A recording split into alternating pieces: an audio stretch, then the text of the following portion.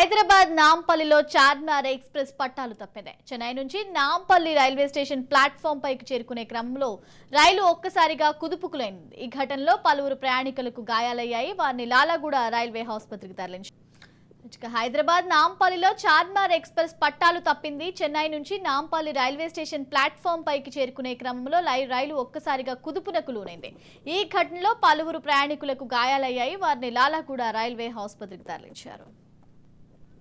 Hyderabad నాంపల్లిలో Charminar express పట్టాలు తప్పింది. చెన్నై నుంచి నాంపల్లి రైల్వే స్టేషన్ ప్లాట్ఫామ్ పైకి చేరుకునే క్రమంలో రైలు ఒక్కసారిగా కుదుపునకు లోనింది.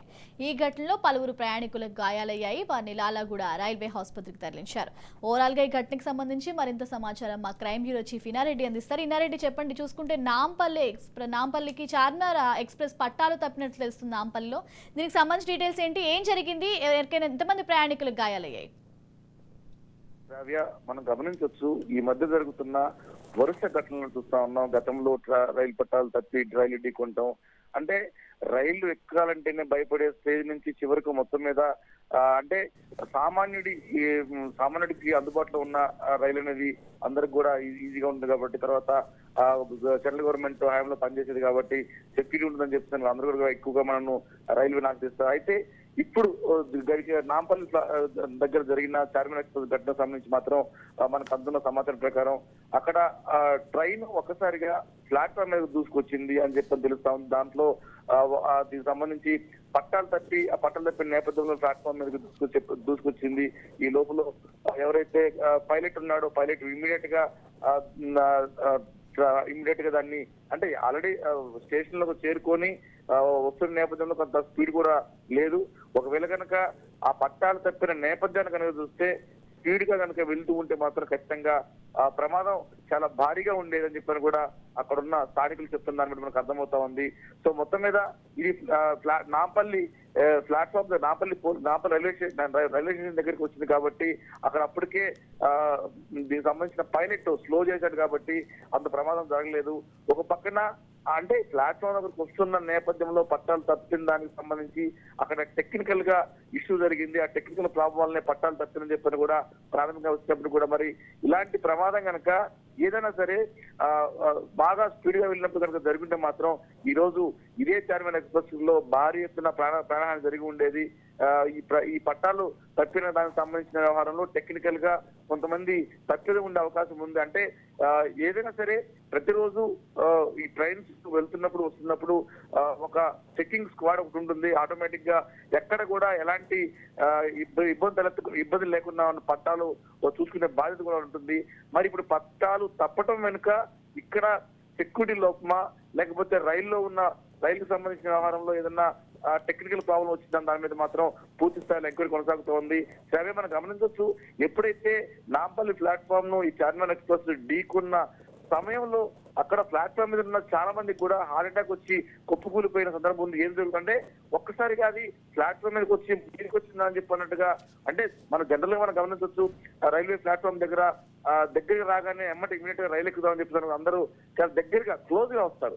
వచ్చి అంటే రిజర్వేషన్ ఉన్న వాళ్ళు, తర్వాత రిజర్వేషన్ కూడా ఇమీడియట్ గా ఎక్కి తమ సీట్ ఆక్యుపై చేసుకోవడానికి ముందుకు వచ్చే అవకాశం ఉంటుంది. సో ఇటు కూడా ట్రైన్ స్లో అయింది కదా అని చెప్పేసి ఎక్కడానికి అలా ముందుకు రావడం, అది ఇమ్మీడియట్ గా అది మీదకు దూసుకొని రావడంతో ఒక్కసారిగా చాలా మందికి అర్థం కాదంటే ఈ ట్రైన్ మా మీదకు వచ్చినట్టుగా చాలా మంది పారిపోయారు, కొంతమంది కుప్పకూలిపోయినట్లు తెలుస్తోంది. మొత్తంగా మనకు అందుతున్న సమాచారం ప్రకారం దాదాపుగా 50 మందికి గాయాలని తెలుస్తా ఉంది. మొత్తం మీద ఒక పెద్ద ప్రమాదం తప్పిందనుకోవచ్చు. ఇదే కనుక ఈ పట్టాలు తప్పిన వ్యవహారం సంబంధించి కనుక బాగా స్పీడ్ గా వెళ్తుంటే అప్పటికే నాంపల్లి రైల్వే స్టేషన్ దగ్గరకు వస్తుంది కాబట్టి, స్లో అయింది కాబట్టి పెద్ద ప్రమాదం జరగలేదు. అదే కనుక స్పీడ్ గా వెళ్తున్న ట్రైన్ జరుగుతున్నప్పుడు పట్టాలు తప్పితే మాత్రం ఖచ్చితంగా భారీ ఎత్తున ప్రయాణం జరిగి ఉండేది. ఒక రకంగా చెప్పాలంటే మనం ఊపిరి పీల్చుకోవచ్చు. ఇప్పటికైనా సరే ఇన్ని తప్పిదాలు జరిగినా, ఇన్ని ప్రమాదాలు జరిగినా, ఎదురుగా ఇచ్చి రైలు ఢీకొని ప్రాణాలు గాల్లో పోయినా కూడా ఇంకా కూడా రైల్వే సెక్యూరిటీలో లోపాలు కొనసాగుతున్నాయి. ఆ లోపాల వలన ఈ రోజు భారీ ప్రమాదం జరిగింది. ప్రమాదానికి మూల కారణాలు తెలుసుకొని ఫర్దర్ గా ప్రమాదాలు జరగకుండా చూడాల్సిన బాధ్యత రైల్వే డిపార్ట్మెంట్ ఉంది. ఇది మాత్రం ఖచ్చితంగా అక్కడ టెక్నికల్ పీపుల్ మనం మాట్లాడిన క్రమంలో, తర్వాత కొంతమంది ప్రత్యక్ష సాగుతో మాట్లాడిన క్రమంలో చెప్తా ఉన్నారు.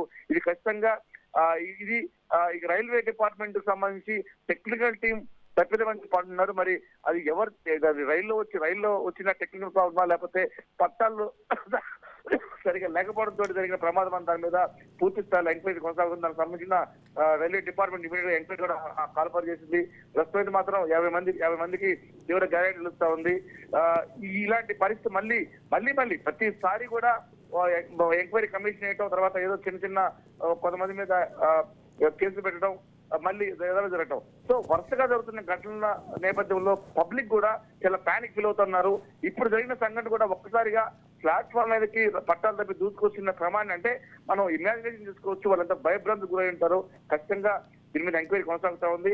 ఎవరైనా బాధ్యత ఖచ్చితంగా చర్యలు తీసుకుంటారో అది టెక్నికల్ ప్రాబ్లం చెప్తుందని ప్రాథమికంగా చెప్పినప్పుడు కూడా మళ్ళీ ఇలాంటి ప్రమాదాలు ఇలాంటి పునరావృతం కాకుండా చూడాలంటే మాత్రం రైల్వే డిపార్ట్మెంట్ చాలా స్ట్రిక్ట్ గా ఈ టెక్నికల్ గా ఫిట్ గా ఉండాల్సిన అవసరం ఉంది.